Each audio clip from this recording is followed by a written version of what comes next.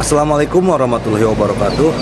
Oke, seperti biasa sebelum dilanjutkan cerita pedang King Dao-nya, bantu Mimin tekan tombol like dan berkomentar. Juga terima kasih sudah dan sebelumnya. Gas. Bab 1571. Melahirkan yang lain, Jun Qin juga memperhatikan tatapan Qin Yun. Dia berbalik dan saat melihat Ye Guan, dia mengerutkan kening. Karena dia belum pernah melihat Ye Guan, dia tidak mengenal Ye Guan. Jun Qin menatap Ye Guan. "Siapa kamu?" Ye Guan mengabaikannya secara langsung. Dia perlahan berjalan mendekati Qin Yun, yang tampak jauh lebih tua, dan berkata sambil tersenyum, "Tuan Qin, senang bertemu dengan Anda lagi."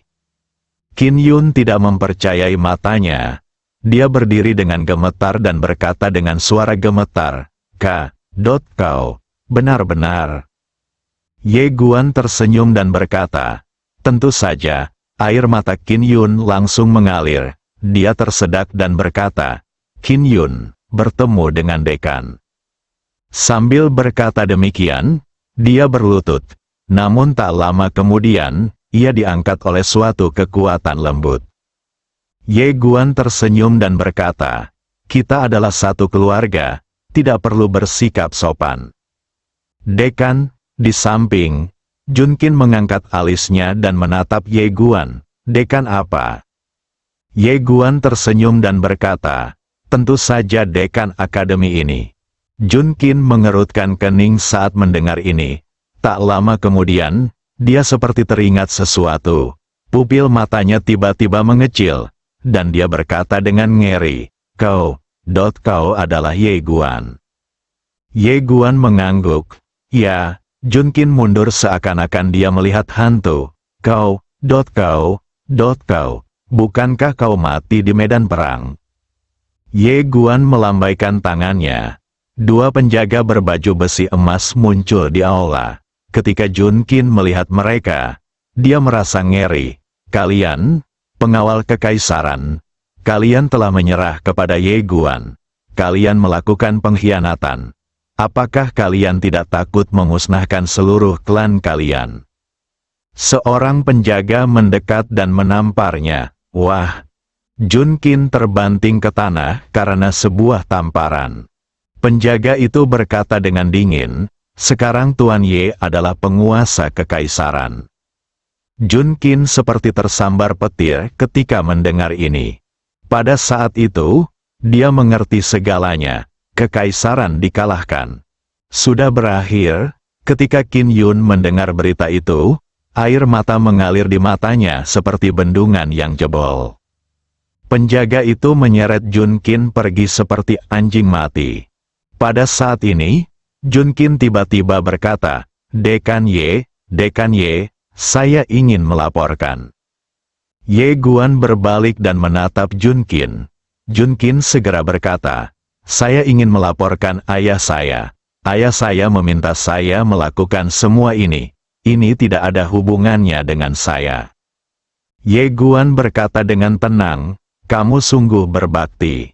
Jun Qin buru-buru bersujud, "Dekan Ye, saya bersedia bergabung dengan Akademi Guangxuan, dan tolong beri saya kesempatan untuk memperbaiki diri."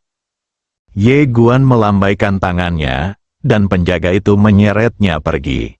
Ye Guan menatap Qin Yun di depannya dan berkata sambil tersenyum, "Ceritakan padaku tentang akademi itu."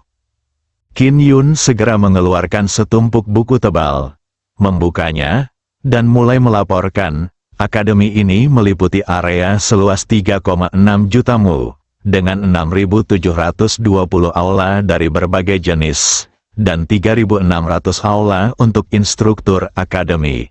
Semuanya adalah puncak yang berdiri sendiri, dan fasilitas pendukung di setiap puncak sangat lengkap." Pada titik ini, dia berhenti sejenak, lalu berkata, "Begitulah menurutku, perlakuan terhadap tutor harus sangat baik. Hanya ketika perlakuan terhadap tutor baik, kita dapat merekrut tutor yang baik.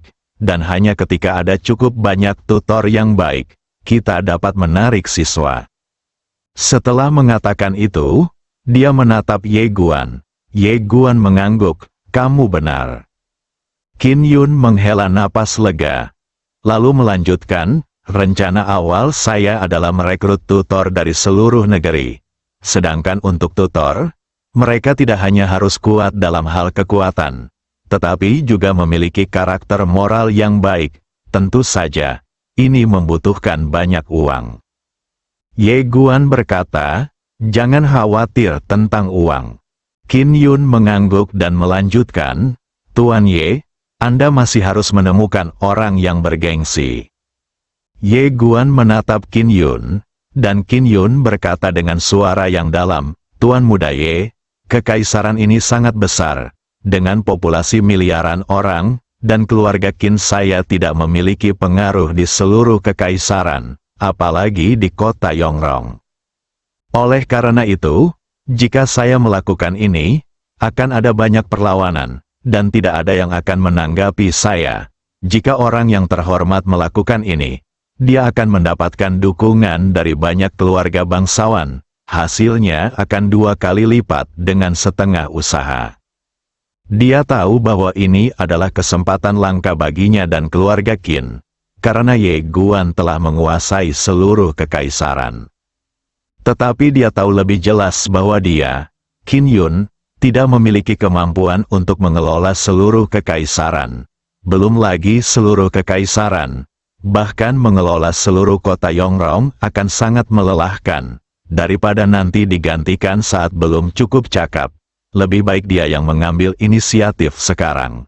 Dengan cara ini, persahabatan semua orang akan tetap ada. Hal yang paling penting bagi seseorang adalah mengenali kemampuannya sendiri. Sebaiknya jangan memaksakan diri melakukan hal-hal yang berada di luar kemampuanmu. Ye Guan cukup terkejut dengan saran Qin Yun. Dia melirik Qin Yun dan tersenyum. "Ide saya adalah membuka akademi di setiap provinsi di kekaisaran, lalu membuka kantor pusat di ibu kota kekaisaran. Itu bukan benar-benar kantor pusat, hanya bisa dikatakan sebagai kantor pusat kekaisaran. Pada saat itu, kabinet akan dibentuk untuk mengelola semua akademi.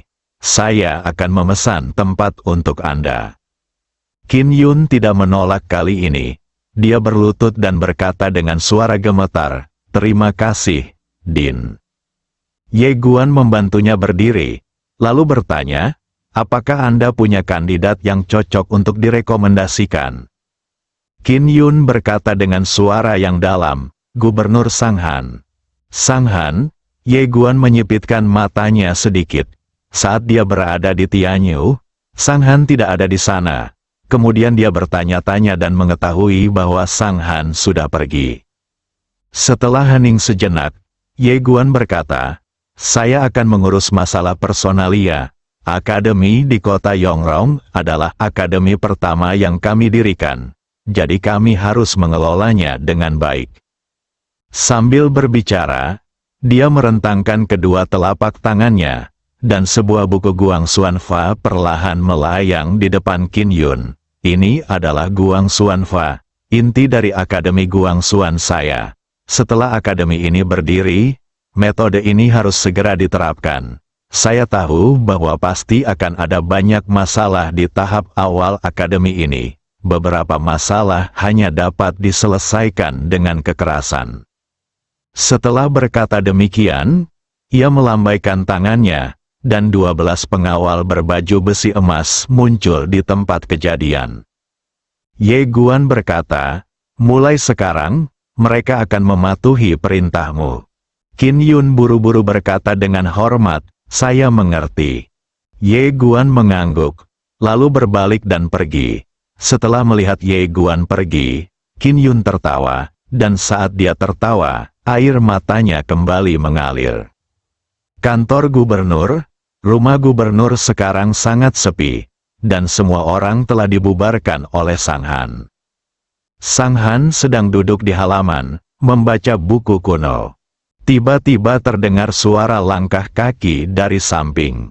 Sanghan menutup buku kuno itu dan berkata lembut, "Bagaimanapun juga, kau ada di sini." Orang yang datang adalah Ye Guan. Ye Guan berjalan ke arah Sang Han dan duduk tidak jauh darinya, sambil tersenyum berkata, "Nona Sang, kita bertemu lagi." Sang Han menatap Ye Guan di depannya dengan ekspresi rumit. Ia tidak pernah membayangkan bahwa bocah tawanan itu kini akan menjadi penguasa alam semesta ini. Tentu saja, informasinya tidak sebanding dengan informasi milik keluarga Qin dan keluarga Jun. Saat Ye Guan kembali, dia sudah tahu segalanya.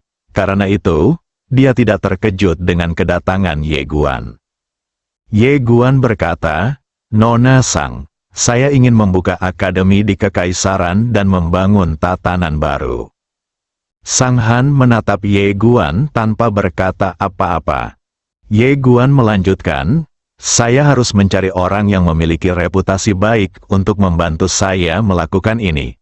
Karena itu dapat menyelamatkan saya dari banyak masalah." Sang Han berkata, "Saya punya satu syarat." Ye Guan berkata, "Kamu bilang."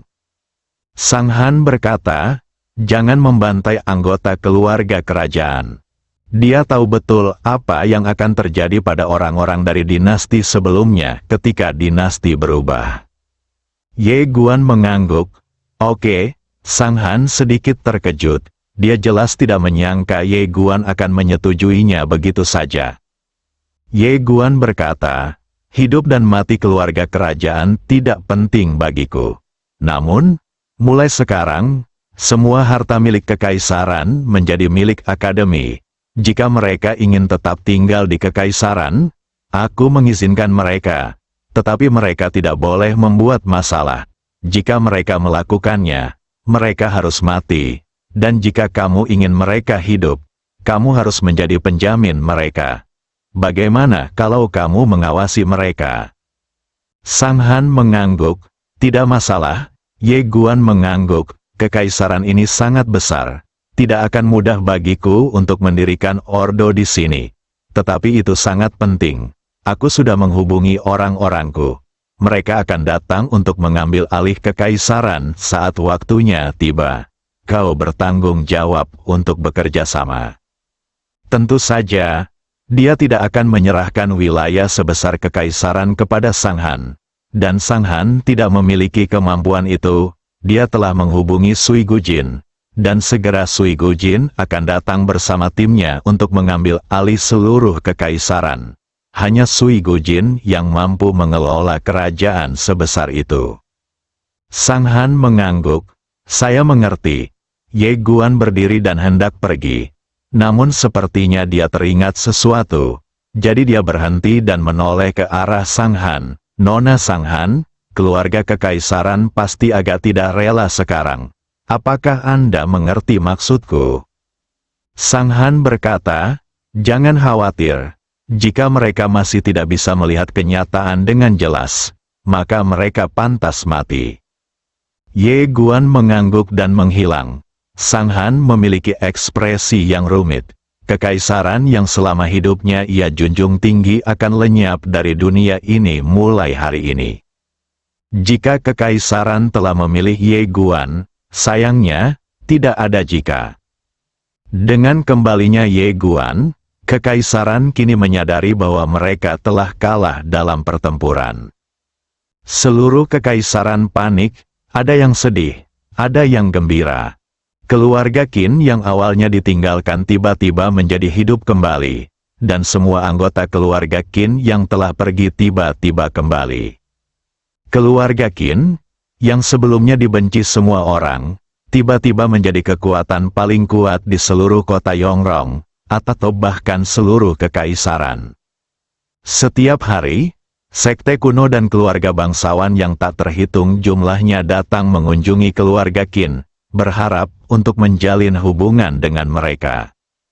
Di dalam aula utama, Qin Yun menolak semua tamu karena dia sibuk dengan urusan akademi.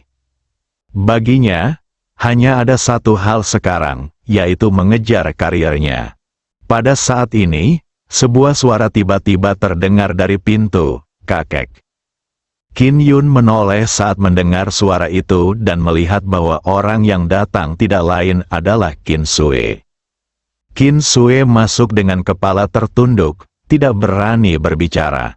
Qin Yun terdiam sejenak, lalu tiba-tiba tertawa. Saya seorang kultivator, bukan berarti saya tidak bisa terlahir kembali. Bab 1572, Konstanta Abadi. Ye Guan kembali ke menara kecil, tempat Sang Mei sedang berkeliaran. Karena taruhan telah berakhir, menara kecil telah dibuka segelnya.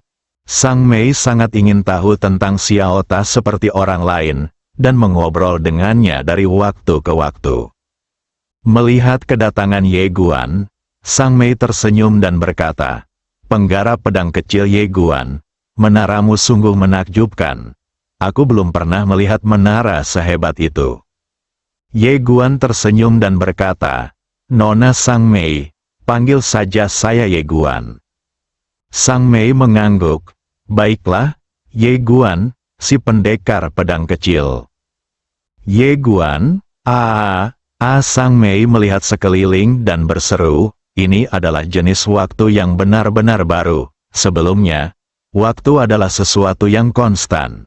Tetapi sekarang, konstanta abadi ini telah hancur." Ye Guan sedikit penasaran, apa itu konstanta abadi? Sang Mei menjelaskan sambil tersenyum, itu berarti keberadaan abadi, abadi dan tidak berubah. Waktu memang seperti ini, semua makhluk hidup adalah variabel di depannya. Mereka akhirnya berubah dari lahir hingga mati, dan kemudian dari mati hingga lahir. Namun, waktu itu abadi dan tidak pernah berubah. Ini adalah konstanta. Tetapi sekarang, jenis waktu baru telah muncul, yang berarti seseorang dapat mendefinisikan ulang waktu. Secara alami, konstanta yang abadi dan tidak berubah ini tidak lagi abadi. Ye Guan berkata dengan lembut, "Jadi begitulah adanya." Sang Mei melanjutkan, "Mendefinisikan ulang waktu tidaklah buruk. Yang buruk adalah membiarkan dua jenis waktu itu ada. Dalam keadaan normal, konstanta waktu yang kekal tidak akan membiarkan jenis waktu lain muncul, tetapi muncul di sini, dan tidak ditolak. Ini berarti bahwa orang yang menciptakan waktu menekan konstanta waktu yang kekal." Sambil berbicara, dia menatap Ye Guan dan tersenyum. "Apakah kamu tahu apa artinya ini?" Ye Guan menggelengkan kepalanya, "Aku tidak tahu, tapi kedengarannya menakjubkan." Sang Mei menutup mulutnya dan tersenyum, iya, itu sangat kuat, sama seperti tulang dan daging yang tumbuh di dunia biasa." Ye Guan berkata dengan suara yang dalam, subversif. Mata Sang Mei berbinar, "Benar sekali, ini subversif. Dan bukan hanya saat itu saja yang berada di puncaknya." Ye Guan sedikit penasaran, "Bukan hanya waktu?" Sang Mei mengangguk, "Ya, masih ada ruang untuk subversi." Sambil berbicara, dia menggambar sebuah lingkaran dengan tangannya. Dia menggunakan ruang ini sebagai sangkar untuk memenjarakan waktu di sini. Ini berarti dia menggunakan ruang tingkat tinggi untuk menyegel waktu yang dia ciptakan. Ye Guan, pendekar pedang kecil, tahukah kamu, bibimu telah menjungkir balikkan jalan agung dan asal mula alam semesta hanya dengan beberapa gerakan. Ye Guan terdiam. Sang Mei tersenyum dan berkata, "Itu menakjubkan, bahkan lebih menakjubkan dariku." Kelopak mata Ye Guan berkedut, dan dia menatap Sang Mei. "Apakah kamu juga sangat hebat?" Sang Mei mengerutkan bibirnya dan tersenyum. Untungnya, aku tidak mati dalam pertarungan." Ye Guan, Sang Mei menambahkan, "Lagi pula, aku tahu dari Xiao Ta bahwa bibimu hanya melakukannya dengan santai saat itu. Dengan kata lain, tindakannya itu subversif bagi kita, tetapi baginya, itu mungkin hanya tindakan biasa." Ye Guan tersenyum dan berkata, "Nona Sang Mei, Anda berasal dari mana?" Dia sangat penasaran dengan asal-usul gadis di depannya.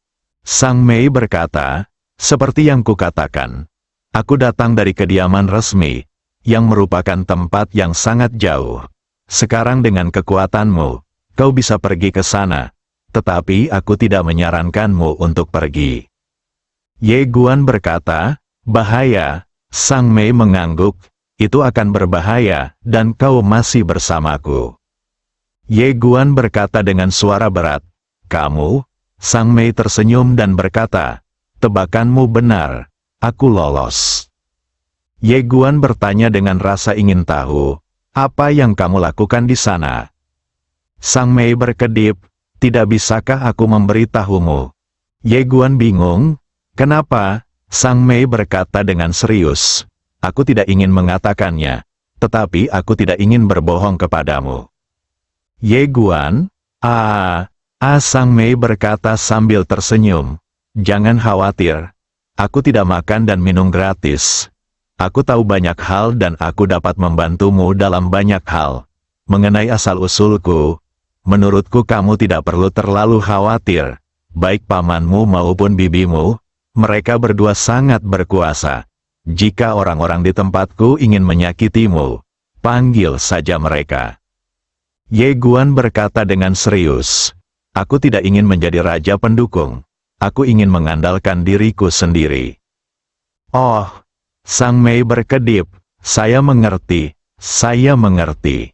Ye Guan, Xiaota, Ye Guan membuka telapak tangannya, dan segel dewa muncul di tangannya. Dia menatap Sang Mei. Apakah ini segel yang kamu berikan kepada senior Gu Daotian? Sang Mei mengangguk, aku memberikannya padanya. Apakah dia sudah mati? Ye Guan mengangguk. Sang Mei mendesah pelan. Aku sudah mengatakan kepadanya bahwa makhluk dalam segel ini bukanlah sesuatu yang bisa dia lawan saat ini. Dan sudah kukatakan kepadanya untuk tidak mencoba memanfaatkan situasi ini. Sepertinya dia tidak mendengarkan. Mencari kulit harimau, jelas mengacu pada Zongxin. Zongxin, Ye Guan berkata, apakah segel ini milikmu? Sang Mei tersenyum dan berkata, itu bukan milikku. Aku hanya mencurinya. Oh tidak, aku salah ingat. Aku mengambilnya. Mengambilnya. Ye Guan, Sang Mei tiba-tiba tertawa dan berkata, segel ini sangat menarik. Apakah kamu tahu cara memainkannya? Ye Guan menggelengkan kepalanya, aku tidak tahu. Sang Mei tiba-tiba mengambil segel dewa, dan kemudian dia membawa Ye Guan langsung ke kedalaman langit berbintang. Dia mengetuk segel dewa dengan pelan. Tak lama kemudian, miliaran cahaya keemasan tiba-tiba keluar dari segel dewa. Cahaya-cahaya itu langsung masuk ke kedalaman alam semesta, lalu meledak bagaikan kembang api. Sangat menyilaukan. Ye Guan, Zongxin, Sang Mei memandangi kembang api yang menyala di kedalaman alam semesta dan berseru, bukankah itu menyenangkan? Ye Guan, Sang Mei menepuk bahu Ye Guan dan berkata sambil tersenyum, kultivator pedang kecil Ye Guan. Meskipun kita para kultivator memiliki rentang hidup yang panjang, kita harus menikmati hidup selagi bisa, mengerti? Kalau tidak, bahkan jika alam semesta tidak terkalahkan, apa gunanya? Bagi manusia, yang terpenting adalah hidup bahagia. Ye Guan mengangguk, itu masuk akal. Sang Mei berkedip dan berkata, aku tahu banyak tempat menarik. Aku akan mengajakmu ke sana saat waktunya tiba. Ye Guan tersenyum pahit. Aku punya banyak hal yang harus dilakukan. Sang Mei tersenyum dan berkata, kau ingin membangun semacam ketertiban, kan? Ye Guan mengangguk, ya, bagaimana kalau kau bergabung denganku? Menegakkan ketertiban juga merupakan suatu kesenangan. Xiaota, Zongxin berkata dalam hatinya, sial, tipuan anak ini sangat dalam. Sang Mei berkedip, dan ada rasa yang berbeda dalam senyumnya. Melihat senyum pihak lain, Ye Guan menggelengkan kepalanya dan tersenyum, secara alami memahami bahwa pihak lain telah mengetahui niatnya. Pada saat ini, Sang Mei tiba-tiba berkata, "Itu bukan tidak mungkin, tetapi saya perlu memahami perintah Anda terlebih dahulu." Ye Guan berpikir sejenak, lalu mengeluarkan Guan Xuan Fa dan menyerahkannya kepada Sang Mei. Sang Mei melihatnya, dan setelah beberapa saat, dia perlahan mengangkat kepalanya dan menatap Ye Guan, mengatur alam semesta dengan hukum. Ye Guan mengangguk.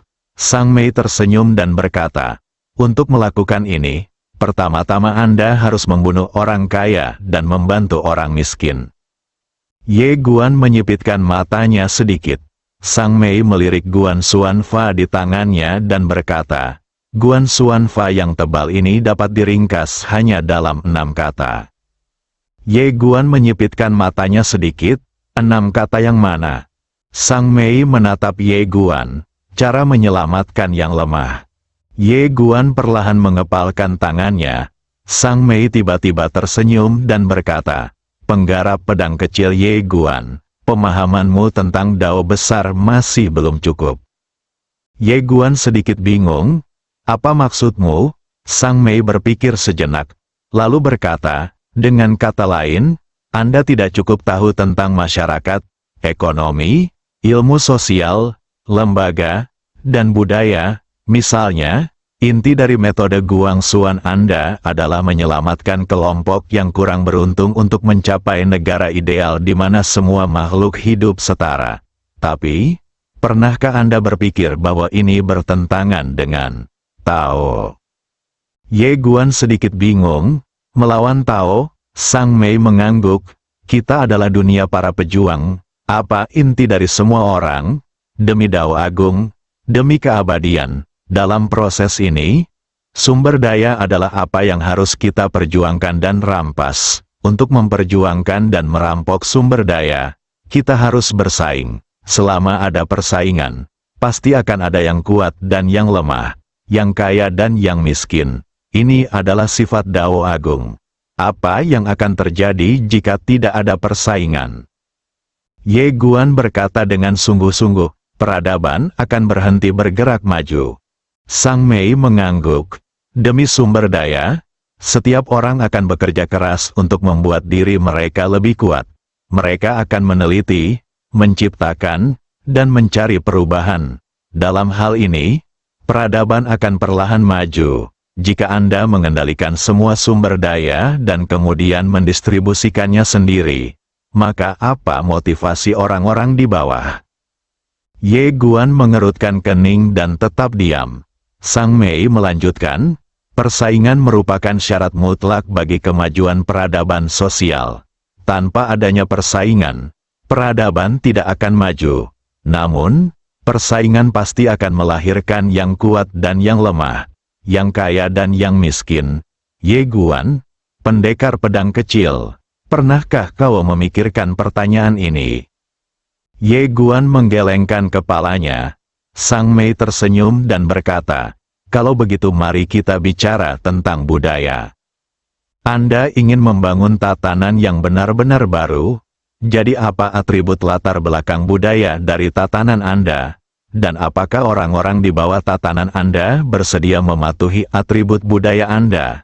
Jika tidak, maka masih sama seperti sebelumnya. Budaya menghormati yang kuat. Ketika Anda memiliki kekuatan, Anda dapat menekan mereka. Tetapi jika Anda tidak memiliki kekuatan, bagaimana Anda dapat mengekang orang-orang di bawah Anda?" Ye Guan berkata dengan serius, "Apa yang kamu maksud dengan atribut budaya?" Sang Mei tersenyum dan berkata, "Dalam arti luas, berpegang teguh pada Konfusianisme, menekankan kesederhanaan, dan mengejar sikap harmoni terhadap berbagai hal adalah atribut latar belakang budaya peradaban suatu bangsa. Dalam arti sempit, minum dan menyanjung juga merupakan atribut latar belakang budaya." Ye Guan, Sang Mei tersenyum dan berkata, apakah menurutmu beberapa atribut budaya itu sampah? Ye Guan mengangguk. Sang Mei tersenyum dan berkata, tapi, itu tidak akan berhasil tampaknya, dalam latar belakang budaya minum-minum dan sanjungan seperti ini. Jika kamu tidak memainkan permainan ini, kamu tidak akan bisa bertahan. Ye Guan tidak bisa berkata apa-apa. Sang Mei tersenyum dan berkata, lagi pula, peradaban yang berbeda memiliki atribut budaya dan sistem yang berbeda pula. Jika masalah-masalah ini tidak diselesaikan, bahkan jika Anda menegakkan ketertiban, mereka hanya akan tunduk pada kekuatan Anda yang dahsyat, yang tidak akan bertahan lama. Dia berhenti sejenak dan melanjutkan, lagi pula, segala jenis perintah harus didukung oleh seperangkat atribut budaya yang sesuai. Anda sekarang menggunakan kekuatan Anda untuk membuat mereka tunduk, yang merupakan atribut budaya yang kuat. Mereka akan belajar dari Anda. Cara Anda memaksa mereka untuk mematuhi perintah Anda adalah cara mereka akan memaksa orang-orang di bawah untuk mematuhi perintah mereka. Misalnya, jika Anda bernafsu, mereka akan menuruti Anda. Bahkan jika mereka sendiri tidak bernafsu, mereka akan mengikuti Anda dan bernafsu. Dan mereka bahkan mungkin menghabiskan lebih banyak uang daripada Anda. Ye Guan, Sang Mei tersenyum. Tentu saja, ini semua adalah atribut budaya yang buruk. Tetapi masalahnya adalah, ini adalah cara bertahan hidup dalam masyarakat. Jika Anda mengerti dan tahu cara bermain, Anda dapat melangkah lebih jauh dan menjadi lebih baik. Jika Anda tidak mengerti dan tidak bisa, maka Anda hanya bisa menjadi pria jujur yang bahkan tidak bisa mendapatkan istri. Ye Guan, Sang Mei melanjutkan. Meskipun saya tidak dapat mengatakan bahwa ada semua cara untuk menyelamatkan yang lemah, dalam banyak kasus, hal itu dilakukan dengan mengikuti arus dan tidak memiliki dasar. Jika Anda ingin membangun ketertiban dan menjadikan dunia sebagai tempat yang lebih baik, Anda harus menantang semua budaya dan sifat manusia yang buruk di dunia, dan membangun sistem baru serta atribut budaya baru. Ye Guan berkata dengan sungguh-sungguh, aku tahu ini sulit, tapi aku yakin aku akan mampu melakukannya pada akhirnya. Sang Mei berkedip, benarkah? Ye Guan mengangguk. Sang Mei terkekeh. Satu pria, banyak wanita. Ini juga merupakan semacam atribut budaya sampah. Ye Guan, peri pedang kecil, kulihat energi yangmu sudah lama hilang. Jelas kau sudah tidak perawan lagi. Dan dengan kondisimu, kau pasti punya lebih dari satu wanita. Bisakah kau memimpin dan memberi contoh dengan menikahi hanya satu istri dan menceraikan wanita lain untuk menyingkirkan budaya sampah ini? Bersambung.